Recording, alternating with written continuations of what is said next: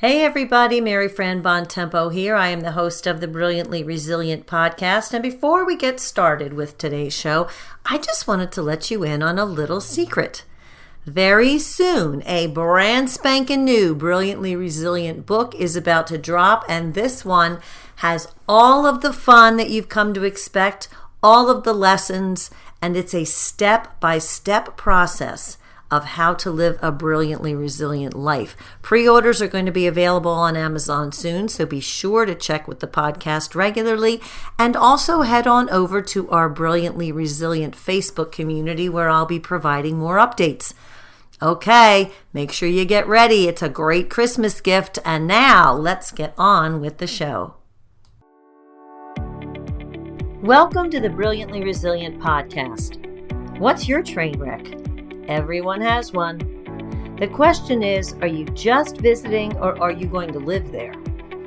I'm Mary Fran Bontempo. Join me and let's learn how to come through those train wrecks, not broken, but brilliant. Hey everybody, welcome back to another episode of Brilliantly Resilient Live. I have a brilliant guest with me today. I'm joined by Annie Sclaver Orenstein. Annie is, I'm gonna zip out of here for a second and go into my bio because I want to read about Annie. Annie is a qualitative researcher, oral historian, and storyteller who spent over a decade collecting stories from people around the world. Her work's been featured on NBC Nightly News, Comedy Central, The Huffington Post, Politico, Time, and Motherly. But the reason Annie is with us today is because she has a book, and it is called Always a Sibling, The Forgotten Mourner's Guide to Grief. This just made my head do this. Annie, thanks so much for joining me today. Thank you for having me. So, as you and I spoke a little bit before we started recording, I was stunned when I saw this, and a little tip of the hat to our mutual friend Fran Hauser for bringing us together.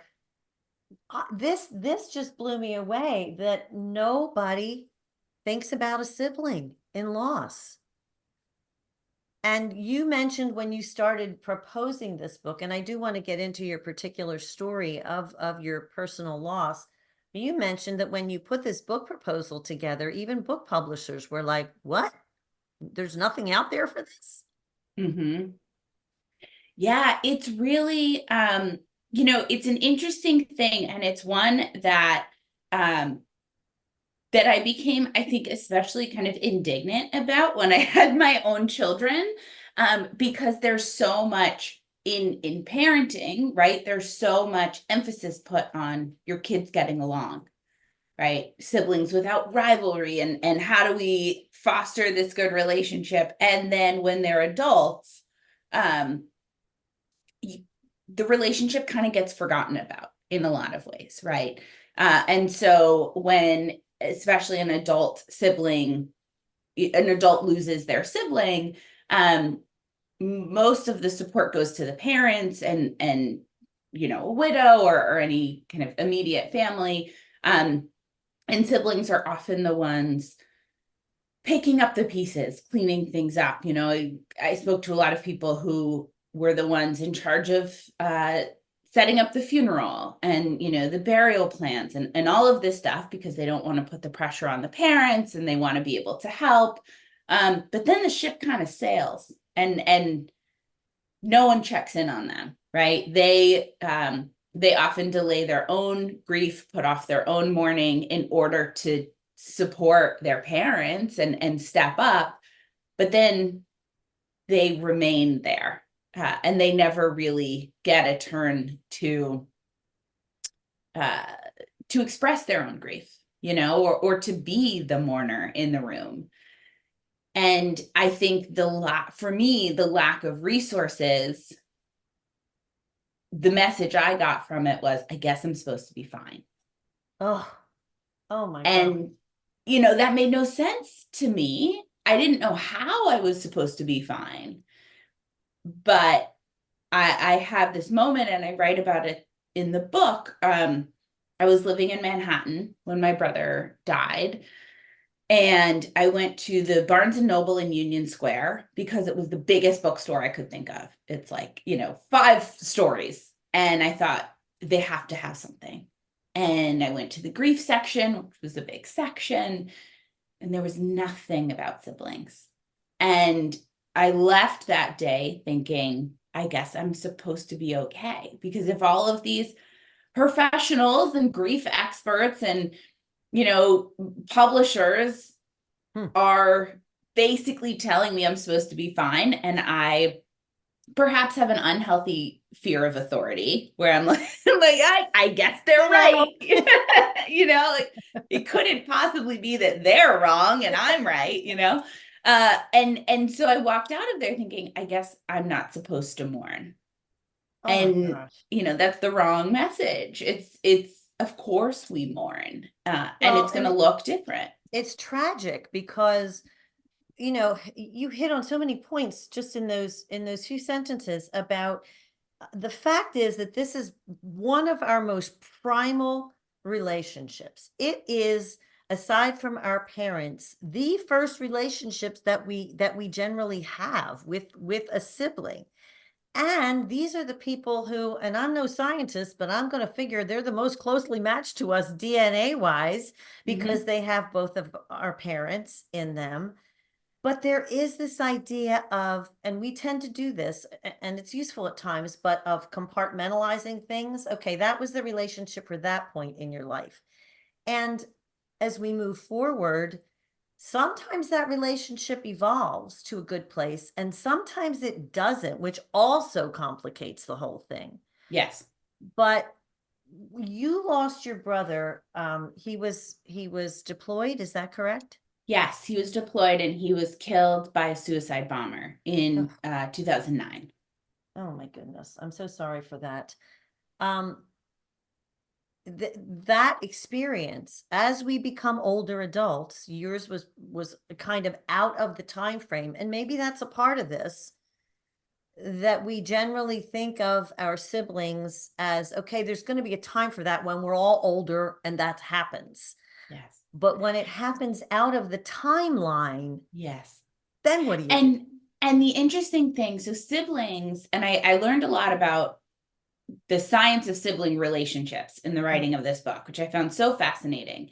But siblings should be naturally our longest shared relationship because we meet them before we meet our partners, and our relationship with them, if things go naturally, our relationship continues after the loss of our parents, right? And so siblings should be the longest shared relationship. And there are all of these statistics that actually in childhood, siblings spend more time together than with their parents.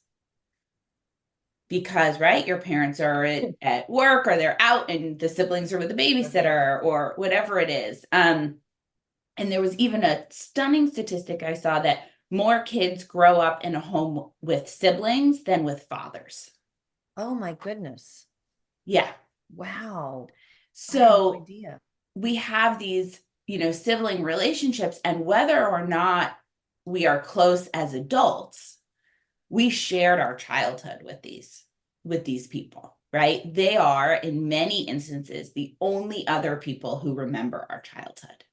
They're the only other people who understand the inner workings of our family, who understand our parents, who for good, bad, and ugly, right? And regardless of how close you are as adults, the loss of that person can be very traumatizing, right? And there's often no one left to confirm your childhood memories. There's no one left to fill the gaps.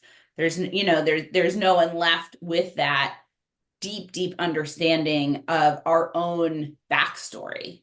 And so people feel very lost in the world and can feel like they don't know what was real and what was not real when there's no one to confirm whether or not this thing I remember actually happened, or no one there to fill in the gaps, right? My brother was 8 years older than me, so he remembers my early childhood better than I do. I Yeah. don't remember being 2, but he remembered me at 2. And, you lose that. You Yeah. lose that kind of history keeper. I did see that in the earlier part of your book where you talked about your brother and you having this talk where he was going to take you out, teach you the ropes of how to get around your parents and, and get out of the house in high school. And you taught him a thing or two. And there's a sweetness to that too. Those kinds of moments that we share with siblings, and all to the points that you made, these are such unique relationships, but again, I think we put them in a time lock. And what Hmm. you said about the sibling is often the one who's picking up the pieces, but then nobody ever turns to the sibling and says, how are you doing? And I don't understand, first of all, where that comes from, but that idea of I'm supposed to be okay, like where does that come from, that we're Hmm. supposed to not acknowledge that? And is that a thing that's maybe unique to those things being sort of out of the timeline that we expect them? I think there are a few things. I think num first and foremost, and I did a lot of interviews for the book because obviously my loss is very unique and it's not necessarily transferable, right? I know addiction is part of your family's story. A loss to addiction is a lot different than a military loss, right? Society treats you differently. People are going to treat you differently when you're grieving. And so I did speak with a lot of other siblings who had lost siblings in different ways and had different types of relationships. And one thing that I heard pretty consistently was they didn't want to upset their parents any more than they already Mm, were. Right? It is terrifying to see your parents lose a child, right? And to see that kind of deep grief. And it's known as a double loss because you really do um, lose your parents to some extent in that loss, right? Because they're never the same. I spoke with some people who said, they've never seen their mother smile the same way she did before their sibling died. And so siblings, surviving siblings want to step up. They don't want to make it worse. They just want to make it better. And so they do a very good job of acting like they're okay. Sometimes such a good job that they trick themselves or they trick, the other people in their lives into thinking that they're okay.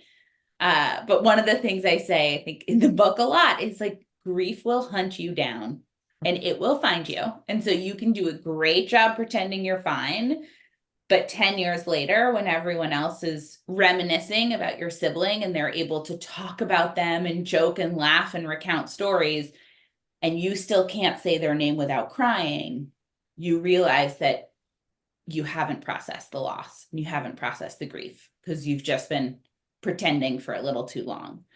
Um, so I think there's that. I think people put it on themselves. I think then oftentimes parents in a lot of the situations that I heard about, parents put this surviving siblings in really difficult situations and really put a lot of pressure on them to be okay and to kind of be perfect, or put a lot of pressure on them to be the parents support system, mm, right? A lot of people saying their parents would call them crying whenever they were upset and the sibling had to kind of talk to them and help them feel better.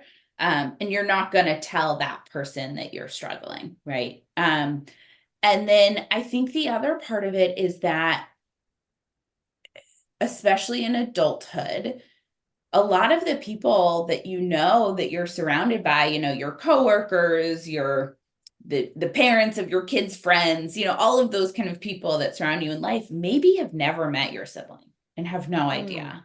Um, and people will say things like, "Oh, were you close?" And that question, while I totally understand why it's being asked, it almost has this air of like, I need that information before I can determine, how much support you need. right? Or how much empathy or sympathy, because if you were really close, then this is a big loss. But if you're going to tell me that you and your sibling aren't close, it's probably not a big loss. When the truth is, it's a big loss no matter what, because of that history, because of that shared childhood and development, and because of the nature and the length of a sibling relationship. And so sometimes there are these little comments that, someone asking how your parents are doing, but not asking how you're doing, that are really well-meaning, but what you take away is, oh, were we close enough that I'm allowed to grieve? Am I, why is no one asking if I'm okay? I guess I'm supposed to be fine. Like these little Things messages that that you get. that you need to validate almost that relationship in your current circumstances. And I think that goes back to what we said about people compartmentalize things. Oh, that was a childhood relationship, so we've moved on from that. We never really move on from any relationship. But to that exact point, I would guess that a person who didn't perhaps have a really close relationship with a sibling may almost need more help processing in some ways. Yes, that is such a great point. I spoke with a lot of people who were shocked and almost unsettled by how upset they were, right? People who weren't that close to their sibling and found their grief to be surprising and somewhat frightening, right? That they just didn't expect it. And other people who in the same breath would say, we weren't very close. We were very different people. If we weren't sisters, we wouldn't have been friends. And her loss, the loss of her is the most devastating thing that has ever happened to me. I will never be the same. It's agony. And I think it's really hard for people who haven't been through it to hold those two things together and to understand that both can be true.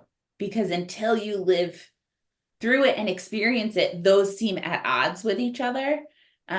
But there's also a lot of the sibling relationship that is contradictory and that is at odds with each other, right? In childhood, we beat each other up. We're I was so just mean going to to each say, they're other. the people you first learn how to fight with. I mean, they are the people who you hug and punch in the face within the 5 minutes of each other.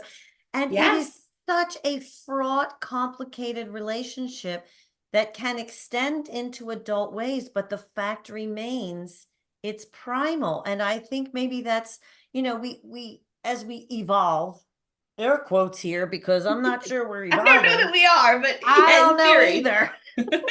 But as we supposedly evolve, I think there's a tendency to push these primal things off. Okay, well, I'm much more evolved than that. There are those kinds of relationships you don't evolve away from. They are an intrinsic part of your foundation. And I think that this book validating that is huge. So, just purely on the level, I mean, clearly we're talking about the grief here, but purely on the level of sibling relationships in general, we can't put them out of our heads. Like, yo, wake up, people. These are your first, these are your first everythings, your first loves aside from your parents, the people you first hated aside from your parents. I mean, it's everything. And one of the things, I think to your point about kind of compartmentalizing and the fact that this is supposed to be our longest relationship is there might be periods of your life where you're not close to your sibling, but you still have that little hope or expectation that, well, when my kids are out of the house or once I have more time or blah, blah, blah, like maybe we'll be close again. Or maybe we'll find our way back to each other or something, because that person's always going to be in your life. And you lose that opportunity, right? And it's in that way, it's different from something like estrangement, where someone might still hold out a little bit of a hope of reconciliation, right? There is no opportunity for reconciliation. And so even though you might not be close in that moment when they died, you may have been holding out hope that closeness would follow, and you lose that opportunity as well. Yeah. It's really profound on so many levels. But I want to talk now about um strategies. Like, how do you approach this? And first of all, and I have to say, for anyone who is struggling out there, you also have some really funny things in this book, which, and no, to me, anger and grief and humor, they can all be wrapped up in a ball, and each one can serve to help you process the other. So there are a couple of things you talk about. This is a framework: with, without, and within the siblings. And you talk about things like anger. Marie Kondo that anger. I just love that. So let's get into the framework of this, and let's talk a little bit about that anger piece, because there's anger with every passing of someone Mhm. close to you. Mhm.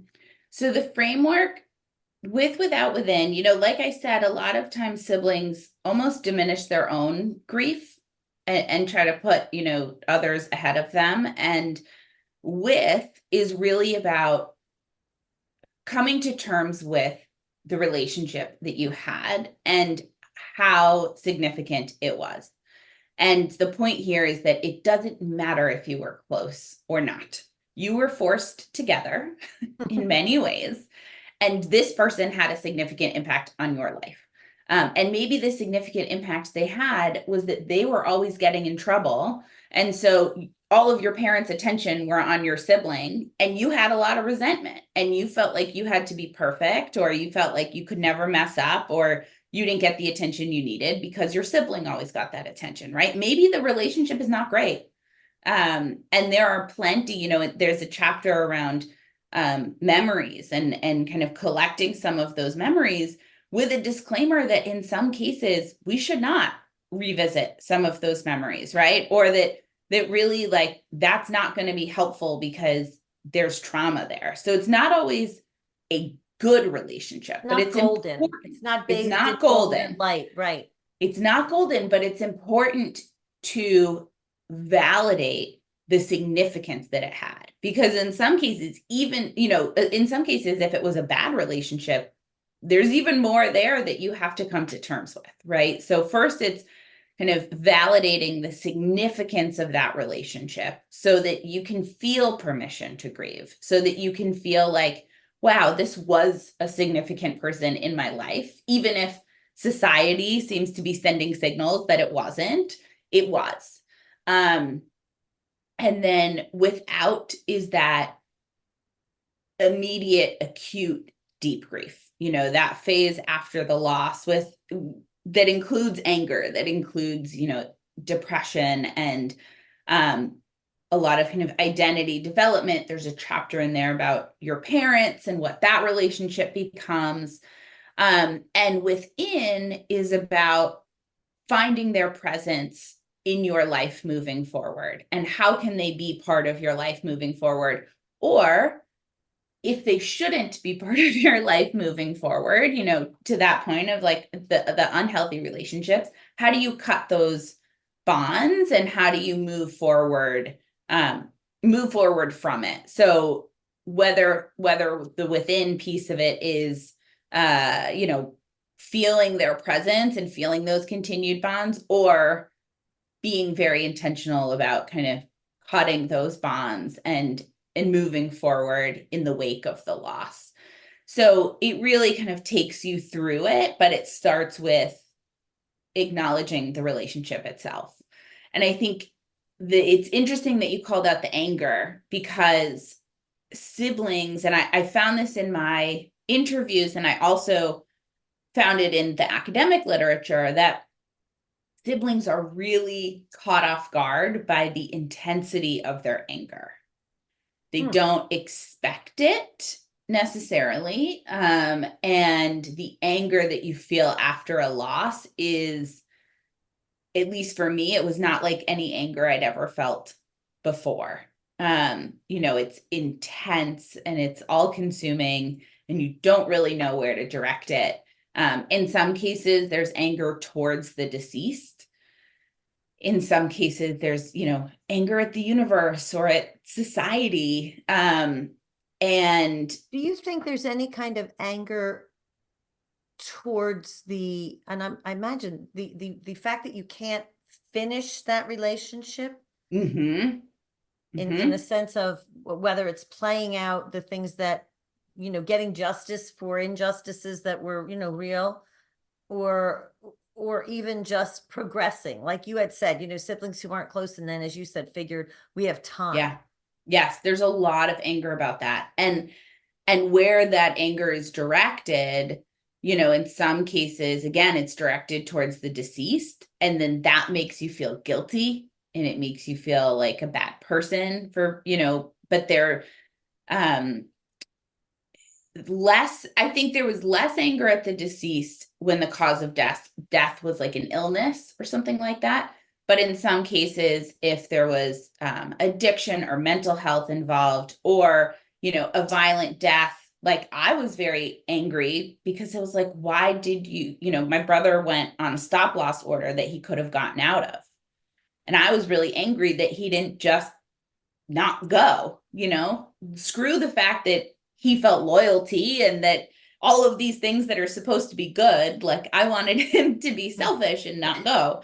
Um, and I think with things like mental health and addiction, that anger is really difficult because in some cases, especially if suicide is involved, I've heard siblings say, I felt terrible that I was angry because they thought that life would be easier without them. And, now I'm like so mad at them for that, right? Or for taking those drugs or for doing whatever it is. And then even though they know that it's an illness, that it's something the person couldn't control, that they're making it worse by being mad at them. And so people really berate themselves and feel bad that they feel the anger, right? Which causes this cycle. But the anger is natural, and the anger is going to come, and you need to kind of channel it in some way and let it flow through you, because it's almost like a very visceral thing in your body that needs to be channeled It in has to some be way. processed. And it is one of the, I don't know how many stages of grief there are. I want to say 7. I'm not sure if that's correct, but I know that is one of the stages Mm-hmm. of grief, as with any loss, but in particular, this relationship that we tend to marginalize as we get older. And I think that's part of it. Maybe there's guilt there. I haven't thought about my Yes, siblings' life in such a long time, and what they were going through and what their life is. It's there's a so lot of hard. So a so lot then of let guilt. so then let's ask this question. Is there a part of you that has to forgive yourself for that? Yes. Okay. Yes. So I talk about in the book, I talk about the dreaded shoulds, I call them. Oh, I hate that word. And Hate it. it's all of those things that you feel so guilty about. Hmm. And that you feel like I should have tried harder for this. I should have done this. I should have done that. And it's letting go of those things are really, really important. And they're, in a way, kind of different from anger, but I think also can be part of the anger. But there are these really common feelings of, I should have tried harder, I should have done this, I should have done that, oftentimes completely irrational. Right? Like you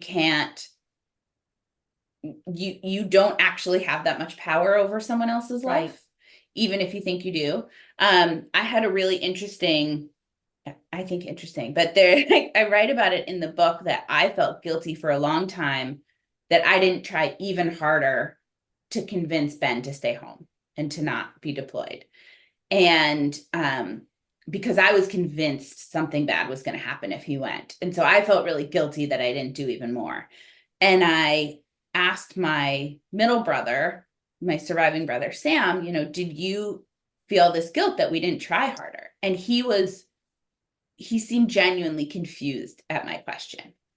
And he was like, we weren't going to be able to talk him out of that. He said, we all know the hero's journey, and he was called on his adventure, and there was nothing we could have done to talk him out of it. He said, I wouldn't have gone. You would have been really easy to talk me out of going. I wouldn't have gone. Don't go. Okay. But that's not who Ben was. And Ben was always going to go, and there was nothing we could have done about it. And I said, so you haven't been guilty for the last 14 and a half years? And he was like, no. Like, he had no fantasy that we had that kind of control. And meanwhile, I was beating myself up for years that I didn't do more. So that goes back to another of your points about how to support someone who's lost a sibling, and that's talk to each other. You know, whether it's another sibling or whether you know someone who has lost a sibling, what are the simplest questions that you can ask that can help someone who this is another thing. There's so many things about that you said. This is my favorite thing. Denial is my most favorite drug, especially when mixed with a healthy dose of self-loathing. I love that. I mean, because I'm right there with you. I always talk about what, you know, when my son was in the middle of his addiction issues, I always say denial and distraction were my two best friends. They were just, you know, they're right there, right next to me the whole time. But there is a measure of denial, I think, on both the part of society in general, and then because of the pressures that society and family and everything puts on the sibling, that you're denying this. So how can we start to talk to people who've lost a sibling? What are some of the simplest questions that you can ask to get that, to open that, you know, gate just a little bit?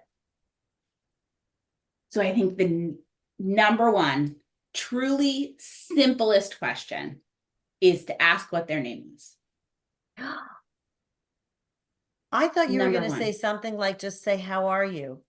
Oh No. my gosh, that's profound. Because you Wow. rarely get to say their name anymore Oh my in gosh, life, I'm gonna right? cry. You rarely get to say their name. You don't know how to answer, how are you? I never know how to answer that question. I'm like, do you want the real answer? 'Cause I don't think you want the real answer. And there's something about saying their name out loud that feels good. And also, you know that there's one more person in the world who is going to know your brother Ben. Remember my brother Ben, right?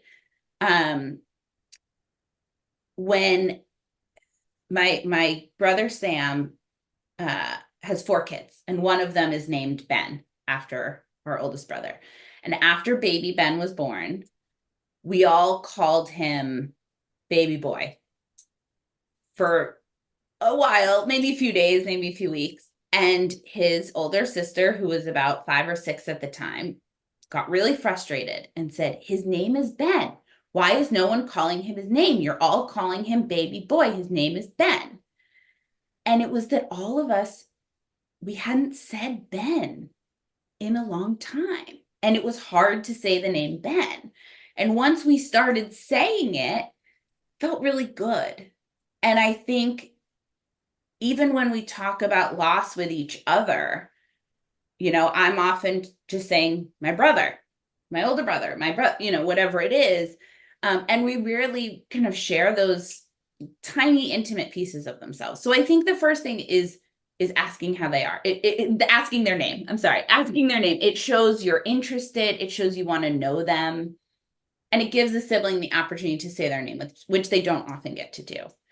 That's beautiful. I would have never in a million years thought of that as the question, but it legitimatizes their life.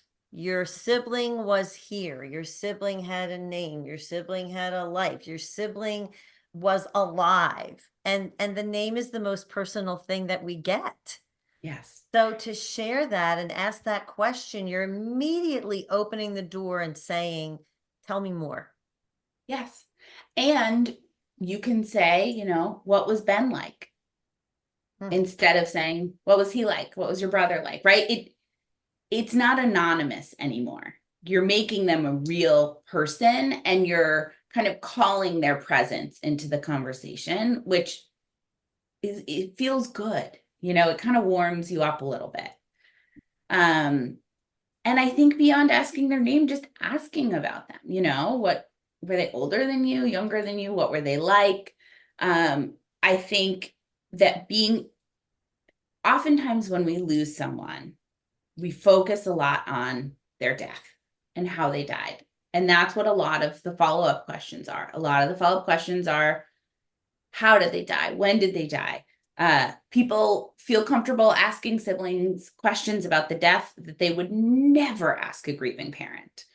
And so a lot of times people don't want to bring it up because they assume that the conversation is going to go to the death. And the death is, most likely the most traumatic Not good. possible memory of your sibling. Not going to be good. It's not going to be good. It's not going to be pretty, right? Like, and it's amazing how many people, when I've said, my brother was killed in Afghanistan or he was killed by a suicide bomber, and people will say, but like, how did it happen? And with addiction, with suicide, with violent loss, it's often those questions that they're not going to ask. You're not going to ask the mom. They're not going to ask the dad.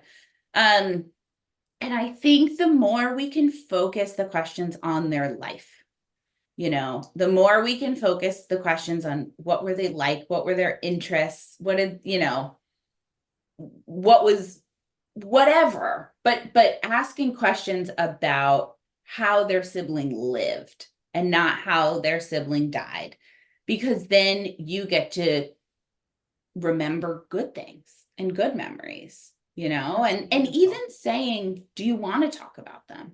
Because again, not all relationships are good and maybe they don't want to, and that's okay. But if they do, I think focusing on their life is a really beautiful gift that you can give someone who's grieving. That is so profound, as has been this entire conversation. And I am so grateful that you joined me today, because again, when I first heard about your book, I was like, why are we not talking about this? So thank you, thank you, thank you for bringing this to the forefront of our consciousness, which we definitely needed. Everybody, I want you to go out and check out this book, Always a Sibling, The Forgotten Mourner's Guide to Grief. And Annie, this has been a very profound conversation. Please tell everybody where they can learn more about you and get the book. Yes. Well, thank you so much for having me. The book is out May 28th. It should be available everywhere books are sold, hopefully. But you should be able to find it everywhere. And you can find me on Instagram at Annie Sclaver Orenstein or at AnnieOrenstein.com. Annie, it has been enlightening and a true pleasure. I appreciate you so much. And if you all need a little bit more inspiration, head on over to brilliantlyresilient.net. You can sign up for our weekly Brilliance Bit. When this episode airs, Annie will be a part of it. We will be sharing some of her wisdom with you. Please go get this book. Please be conscious of those who that have lost a sibling, and let's help them to remember that sibling's life. Everybody, we will see you next time on another episode of Brilliantly Resilient Live. Thanks for tuning in to the Brilliantly Resilient podcast. Join our Facebook group and follow us on YouTube to be inspired with tools to reset, rise, and reveal your brilliance.